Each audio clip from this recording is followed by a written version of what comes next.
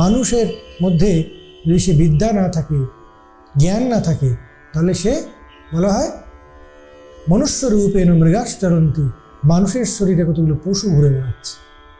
রাজার ছেলেকেও পাঠানো হচ্ছিল, কেন রাজা ছেড়ে দিচ্ছেন কেন? তার কি বুদ্ধি নেই? তার তো ক্ষমতা আছে, রাজ ক্ষমতা আছে।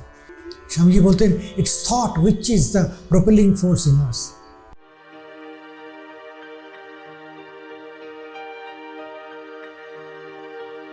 মহারাজ, বৈদিক যুগ যদি আমরা দেখি, যে সময় মুনি ঋষিরা থাকতেন, তাদের যা জীবনশৈলী ছিল, সেই সময় একটি শিশু যদি জন্মগ্রহণ করত, সে একটি পরিবেশ পেত যেখানে তাকে আধ্যাত্মিকভাবে বেড়ে উঠতে সেই পরিবেশ সাহায্য করত। কিন্তু আজ যদি কোনো শিশু জন্মগ্রহণ করে, সে চোখ খুলে দেখে একটা কমপ্লিট মেটেরিয়ালিস্টিক ওয়ার্ল্ড। এমতো অবস্থায়, এমন সময় এই আধ্যাত্মিকতার শিক্ষা তাকে কে দেবে? দেখো, মানুষের বৃদ্ধি যেমন একটা গাছ। তুমি বলো গাছটাকে জল হাওয়া দিলে বড় হবে, ফুল হবে। তুমি বলে না, আমি একটু ঘর করে দিই, গাছটা কী করে বড় হবে? ঘরের মধ্যে বড় করুন।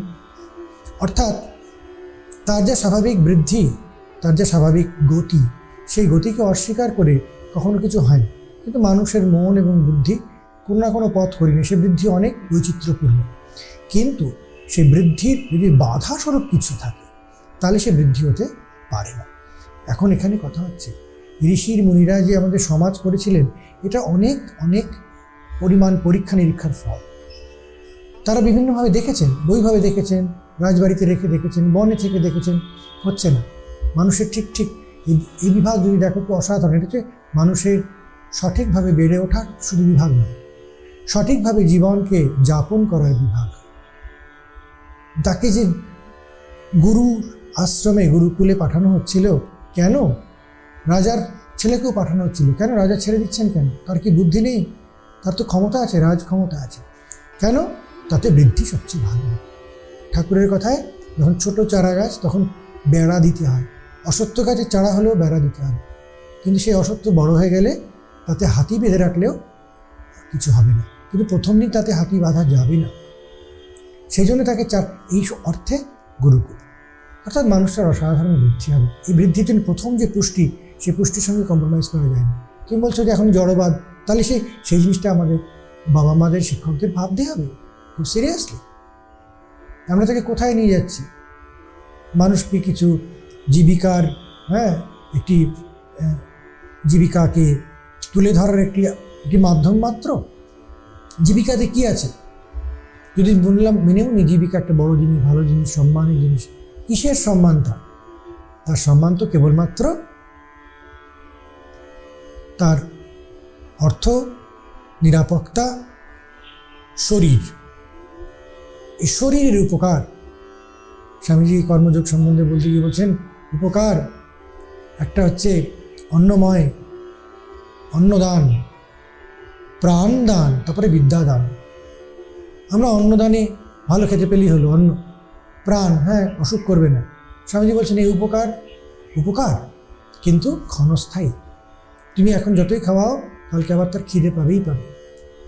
সেদিন খেতে না দিলে সে পাগল হয়ে যাবে, দুদিনেই পাগল হয়ে যাবে। তোমার উপকারটা দুদিন স্থায়ী। প্রাণদান তুমি দিলে হয়তো 3 মাস স্থায়ী, 6 মাস, 2 বছর স্থায়ী হলো, আবার রোগ হবে। স্বামীজি বলছেন যত কম স্থায়ী, সেই দানের মূল্যও তত কম। বিদ্যাদান হচ্ছে জ্ঞান দান, তার নলেজ। আমরা বলি নাস্তি জ্ঞানও সমম চক্ষুঃ, জ্ঞানের মতো চোখ হয় না। সুতরাং সেই জ্ঞানটা তাকে যদি দেওয়া যায়, তাহলে সে সারা জীবন সে তাকে পুষ্ট রাখবে।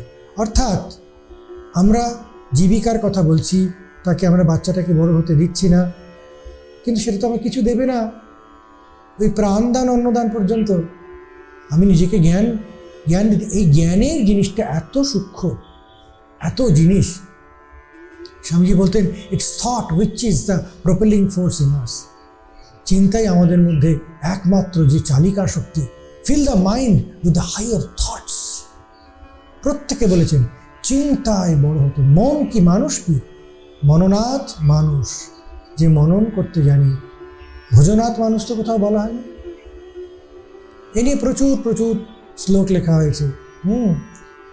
যে পশু আমাদের মধ্যে আর আমাদের মধ্যে পার্থক্য কী? সে জন্ম, খাদ্য, ভোজন, মৈথুন হচ্ছে সাধারণ common between we and animal. মানুষের মধ্যে যদি সে বিদ্যা না থাকে, জ্ঞান না থাকে, তাহলে সে বলা হয় মনুষ্য রূপেণ মৃগাশ্চরন্তি, মানুষের শরীরে কতগুলো পশু ঘুরে বেড়াচ্ছে।